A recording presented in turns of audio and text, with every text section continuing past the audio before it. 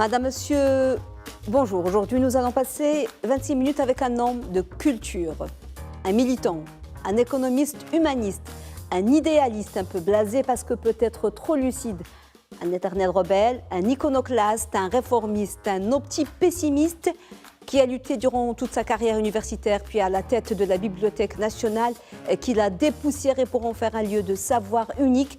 Il a lutté pour défendre la culture et son caractère irréversiblement politique. La culture, le seul gage, comme il dit, de l'indépendance de l'esprit pour lui. La culture, c'est de la politique et il faut toujours prendre conscience de cet état de fait.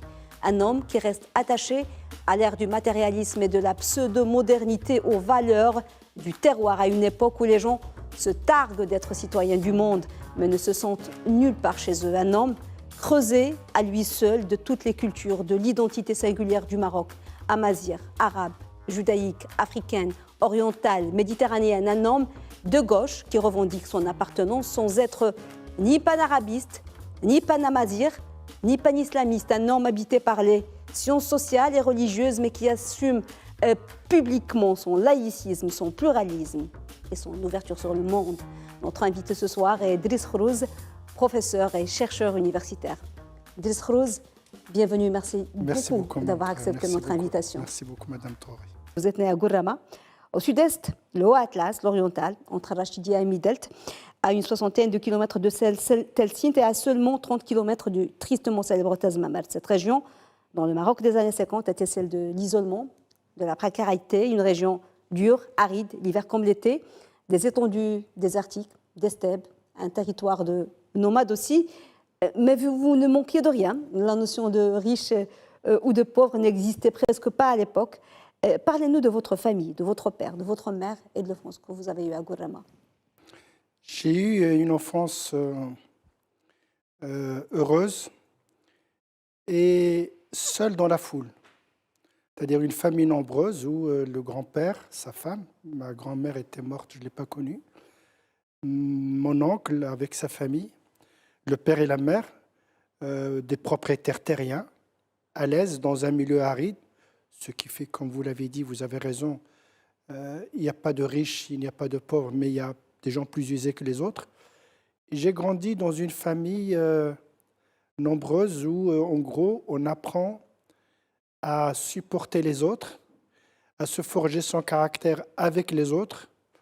C'est une famille dans laquelle il y avait effectivement des codes pour gérer les conflits. Et je me suis senti valorisé dans cette famille. Ça m'a responsabilisé très très vite. Je suis devenu très responsable, parce qu'on est quand même très tôt appelé à participer à la vie de la famille. Dans les champs, j'ai vendu des légumes dans le souk de Gourama à 6 ans, sur le dos d'âne. Et à l'époque, la sécheresse, on prenait mon grand-père et mon oncle qui s'occupaient beaucoup de ça. Mon père était notable, il était dans les jma'a, il était dans les... etc. Et on irriguait en gros les légumes et les fruits. C'est quand même des oasis très fertiles, avec l'eau de la Naoura tirée par un mulet, Aghrour. Et ça m'a beaucoup donné un sens important. C'est peut-être pas par hasard que j'ai fait l'économie, dans le sens où l'économie, ce n'est pas de gérer la richesse, de gérer la rareté. Ça, c'est important. Si tout le monde était riche, on n'a pas besoin d'économie. Et donc, dans ce milieu, très vite, on est appelé à être responsable. Et j'ai été à l'école en 1957. J'ai pu retrouver d'ailleurs le registre de classe puisque j'ai pu avoir les archives. En octobre 1957, j'ai quitté l'école primaire en juin 1962. Vous avez été à l'école musulmane de Gourama, mais à côté, il y avait une autre école, l'école hébraïque à l'époque. Dans le village, il y avait une forte communauté juive. Quasiment la moitié des habitants de Gourama étaient des Marocains de confession juive. Une communauté, une culture qui vous a beaucoup marqué. Vous aviez dit dans un entretien il y a quelques années que c'était une communauté remarquable dont vous portez le deuil encore aujourd'hui. Pourquoi ce deuil? Pourquoi? Parce que mon père était associé à 2 commerçants juifs, Mouché et Lahou. Ben Chetrit et Amselem. Je peux retrouver après, je peux vous dire où est-ce qu'ils sont. Et moi-même, quand je fais mes études, en fait, moi, mes parents, c'est pas Gourama, c'est Tafndas, c'est 5 km de Gourama. Et donc, nous allions à pied pour l'école. Pour aller à l'école, nous allions à pied. Réveil à 5 heures du matin. Pour être à l'école à 8 heures, il faut partir à 6h30. Et nous prenions notre casse-croûte dans le capuchon de la djellaba. Et nous avions des chaussures avec du caoutchouc. Les pneus rechappés, c'est vraiment le cas de le dire. Et à midi, mon père, qui avait une maison dans le village pour le jour du souk, le lundi, il l'a donné gratuitement à un couple de juifs misérables, tailleurs, pauvres, très pauvres, qui faisaient des vêtements pour les nomades.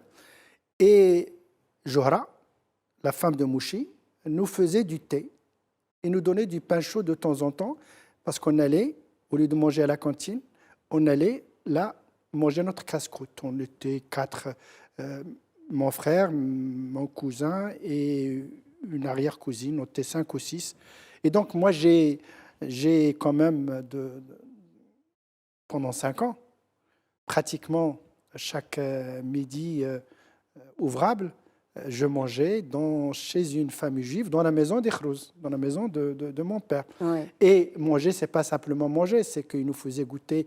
Mon père ramenait évidemment la viande, ramenait les légumes, ramenait le blé, Mais les Juifs, mon père était associé, j'ai des titres fonciers de 1937 et de 1951 où mon père achetait des champs chez des Juifs.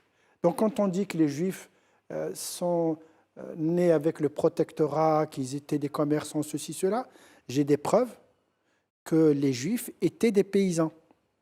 À Gourama Toulal, où il y a un grand rabbin, le rabbin Mouchi Ishaq Bouhassira, les Juifs étaient associés à mon grand-père. Alors, Delspros, vous avez appris l'arabe et le français en même temps.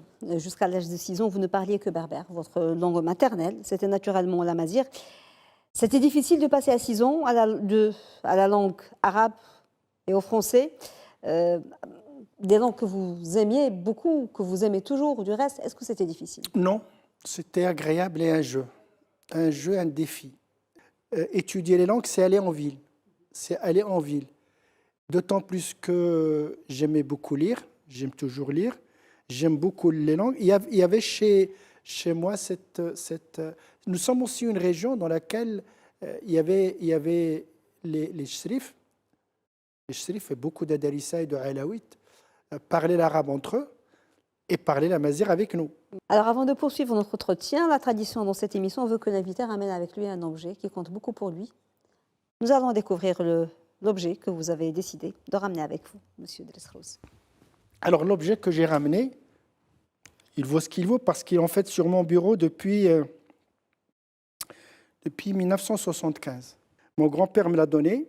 Alors il est en cuivre jaune et mon grand-père l'utilisait tout le temps. Il avait une shkara, aqrab, et il l'utilisait pour mettre sa grosse aiguille parce que c'était un paysan, un braconnier. Et il l'utilisait pour limer les couteaux, pour limer le mahcha et le menjel.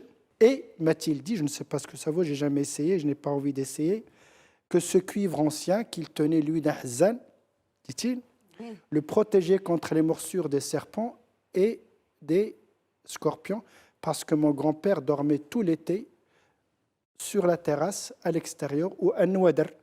Il avait horreur de dormir sous un toit en été.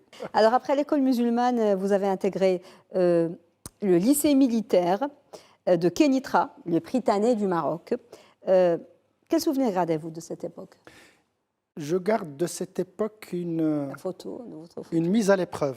Ce n'est pas ordre de taille. Et on était en 6e. C'était en octobre 1962. Et nous étions à Kénitra dans une caserne.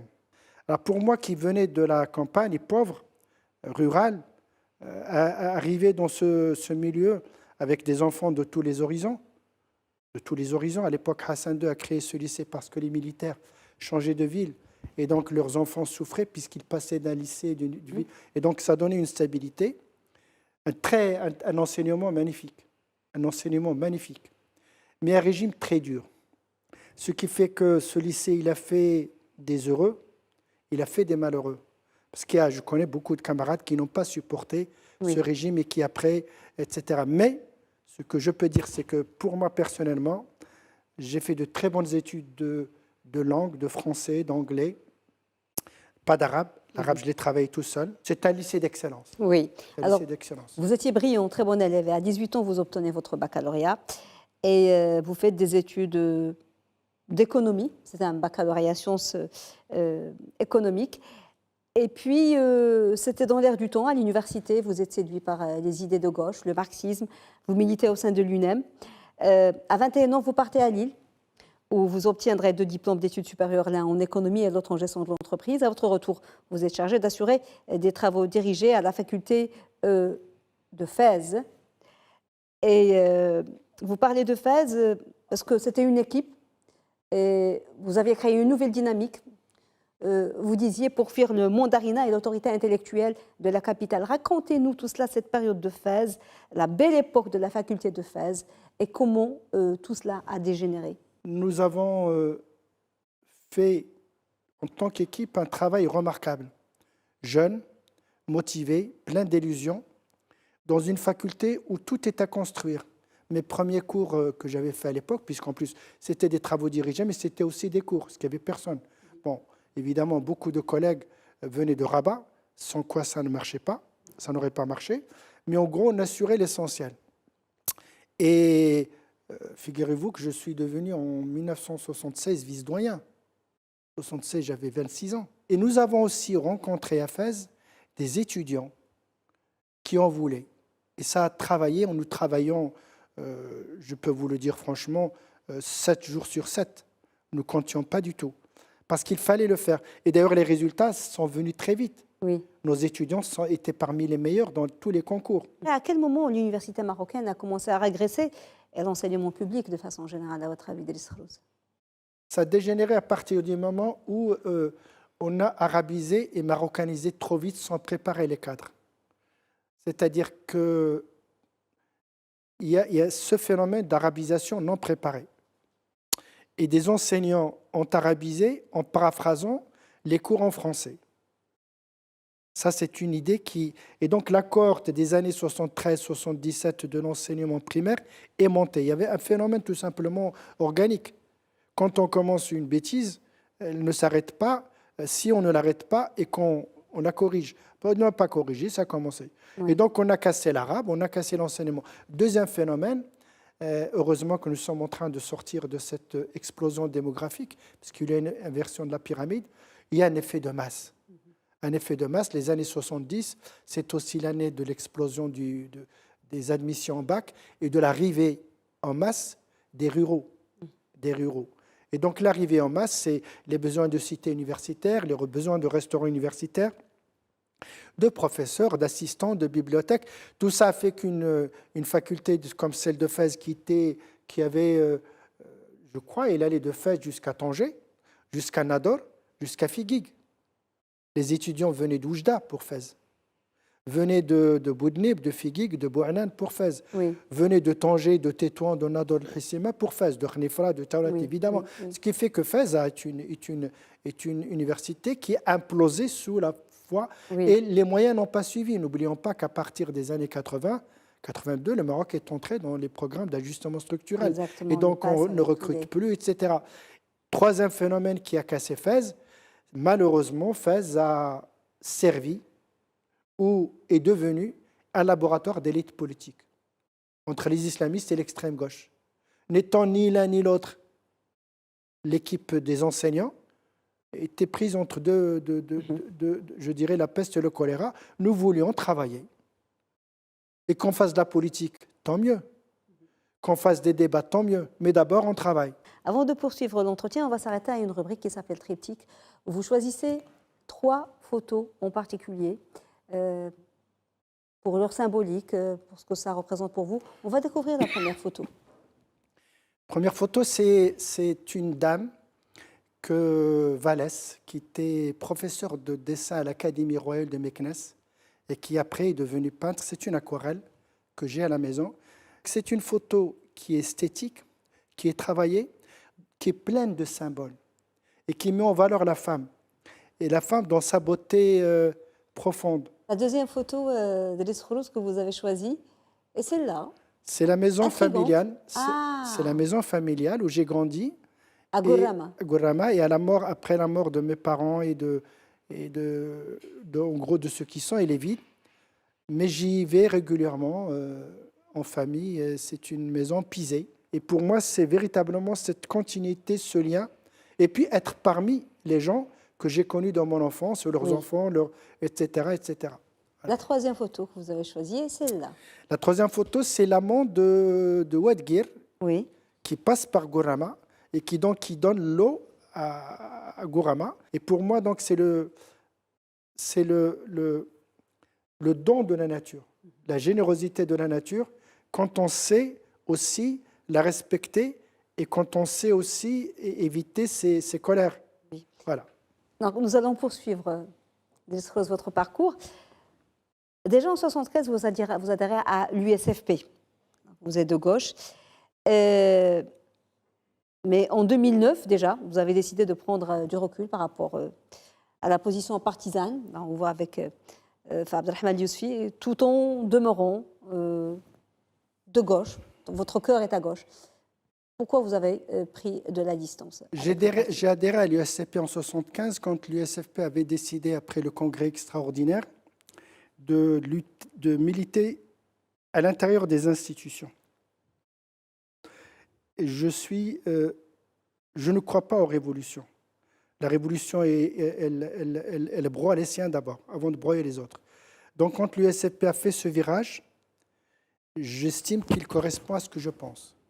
Et donc militer à l'intérieur des institutions, engager un débat politique, engager un changement social, pour moi c'est important.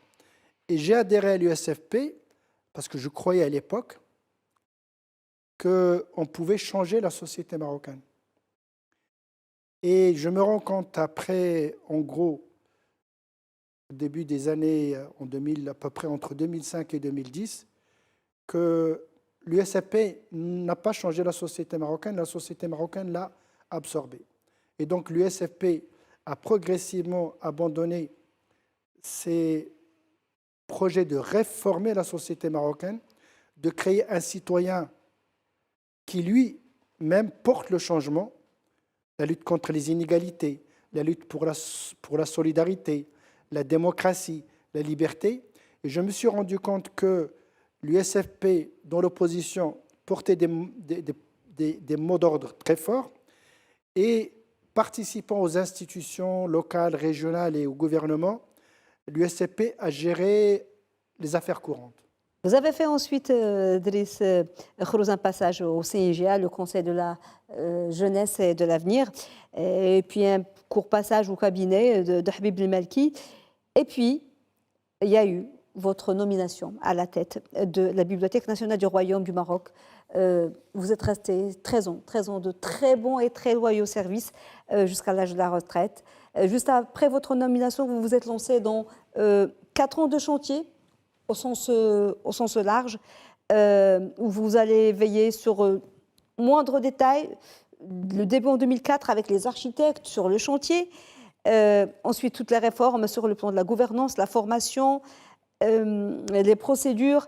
Votre ambition, faire de cette bibliothèque une institution ouverte sur le monde. Racontez-nous cette très, très, très belle aventure. Pour moi, c'était véritablement une joie.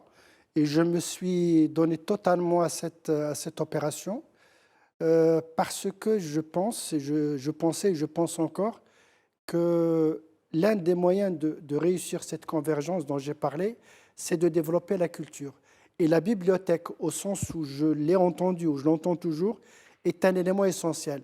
Comment j'entends une bibliothèque? D'abord, il faut que les espaces, et j'ai eu la chance d'accompagner ce projet avec deux grands architectes, avec aussi un ministre qui m'a fait confiance, avec aussi la confiance royale, je le dis, parce que c'était effectif. Et nous avons construit un bâtiment moderne et beau, esthétique, accueillant, parce que j'estime que le Marocain mérite du beau. On ne peut pas faire du bon s'il n'y a pas du beau. Et on ne peut pas mettre les choses au bas des pâquerettes, comme on dit vulgairement. Il faut faire du beau, d'autant plus qu'on a les moyens de le faire. La deuxième chose qui m'a incité à le faire, j'ai eu l'occasion, et j'ai eu la chance en tant que chercheur et professeur, de fréquenter de très grandes universités, en France, en Belgique, en Allemagne, aux États-Unis, en Angleterre. Et j'estime personnellement que sans une culture intelligente, il n'y a pas d'intelligence. Et donc, c'est le moyen obligé. On ne peut pas créer un citoyen si on ne crée pas la culture. Parce que nous avons le choix entre deux choses. Soit obliger quelqu'un à être intelligent, ça ne réussit jamais. Oui. À être libre, à être honnête, à être digne et responsable, ça ne réussit jamais. Soit on le forme, on l'éduque. L'éducation, c'est d'abord accompagner, initier et laisser faire et encadrer. Et la bibliothèque est un espace où les jeunes sont là pour lire tous les horizons qui leur plaisent, dans toutes les langues qui leur plaisent. Évidemment, en amont, il faut qu'ils soient préparés par l'école, par la faculté, par l'université, par les familles. Troisième raison aussi, c'est que la bibliothèque est un lieu où, personnellement, excusez-moi, vous me posez la question, c'est peut-être prétentieux ce que j'ai dit, j'ai sorti une grande partie du patrimoine, notamment les manuscrits, les collections spécialisées, de cette sphère où je l'ai trouvé quand j'arrivais. Il faut être pistonné pour consulter un certain nombre de documents. Donc, en mettant une bibliothèque moderne, informatisée, où l'accès libre existe, il faut acheter des livres, où les livres rares sont en consultation sur demande, mais en numérisant. Nous avons numérisé plus de 4 millions de pages qui n'ont rien coûté à l'État.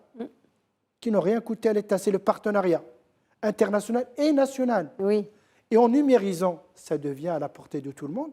Et la bibliothèque peut être consultée à la distance. Et dernière chose à laquelle j'ai tenu et que j'ai réussi, c'est de faire de la bibliothèque un lieu de débat. Oui. Parce que pour moi, il n'y a pas de culture s'il n'y a pas de dialogue, s'il n'y a pas d'échange. Et l'échange suppose nécessairement qu'on soit opposé sur les idées. Je suis pour une bagarre d'idées. Je suis pour une opposition dans les idées parce qu'ils nous apprennent à connaître l'autre et à le reconnaître et nous apprennent surtout à respecter la différence. Alors le temps passe très très vite, mais on ne peut pas ne pas évoquer votre nomination à la tête de la Fondation L'Esprit de Fès avec son célèbre festival de musique sacrée. C'était une expérience très importante pour vous aussi, voir quelques affiches du festival. Une expérience intéressante. Intéressante, oui. Intéressante parce que j'étais confronté à l'idée de monter avec d'autres quelque chose sur la spiritualité. Moi, d'ailleurs, depuis le départ, j'ai récusé le terme de sacré. Pour moi, il n'y a pas de musique sacrée, des musiques spirituelles du monde. Pourquoi ? Parce que j'estime que nous devons investir l'islam de façon intelligente sur le plan de la comparaison, le benchmarking, comme on dit aujourd'hui, oui, avec d'autres cultures, et que toutes les spiritualités méritent d'être connues, et c'est une véritable école de l'intelligence, du respect et de l'écoute que la musique spirituelle. Parce que la musique spirituelle, au sens large du terme, qui n'est pas forcément religieuse, d'ailleurs j'ai eu des débats, j'ai dit il n'y a pas de musique musulmane. Psalmodier le Coran, ce n'est pas de la musique. Mais en même temps, il y a le samar, il y a le madah, il y a le soufisme, il y a l'issawa, il y a le darqawa, etc. Oui. Mais il y a le baroque et il y a. Et donc, dans cette expérience, j'ai appris à rentrer dans ce monde, moi qui ne suis pas religieux, parce que j'estime qu'on ne peut pas évoluer dans une société sur le plan politique et culturel si on laisse la religion en disant il pratique ou il ne pratique pas, c'est son problème. Et laisser la religion simplement à ceux qui se prétendent comme des doctes, oui, c'est très dangereux. Je ne dis pas qu'il faut la vulgariser, je dis simplement qu'il faut la rendre intelligible. Alors, le temps qui nous est imparti est écoulé, mais on va dire rapidement vos deux autres engagements. La préservation du patrimoine amazigh, sa valorisation, et le patrimoine judaïque. Le Maroc, il est amazigh, il est arabe, il est musulman, il est juif, il a la Constitution et l'article 5 de la Constitution de 2011 de place. Ben, il faut le travailler, il faut le rendre palpable, il faut le rendre vivant, il faut qu'il soit présent. Et pour qu'il soit présent, il faut préserver et valoriser ce que nous avons, et il faut aussi créer. Et ça ne touche en rien ce que nous sommes, parce que moi je crois en une seule chose. la pluralité de la culture dans l'unité nationale. La dernière rubrique de notre entretien, Idriss Khourouz, c'est le chef-d'œuvre. Et nous allons découvrir le chef-d'œuvre que vous avez choisi.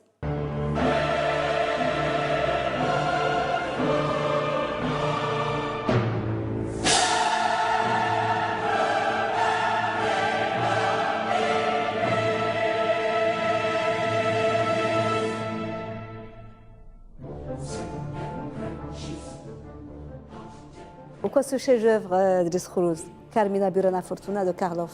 Il contient ce que la musique doit être pour moi, l'émotion. Moi, quand je l'écoute, j'ai l'impression que je m'envole, que je suis au-dessus d'une montagne ou que je regarde un paysage à l'infini. Et c'est ça, la musique, ça donne de l'émotion. Ça donne de l'émotion. En même temps, c'est travaillé, c'est fort, Oui. c'est très fort, c'est très fort. Et aucun instrument n'est faux, aucun instrument n'est de trop. Et puis, ça, grandiose.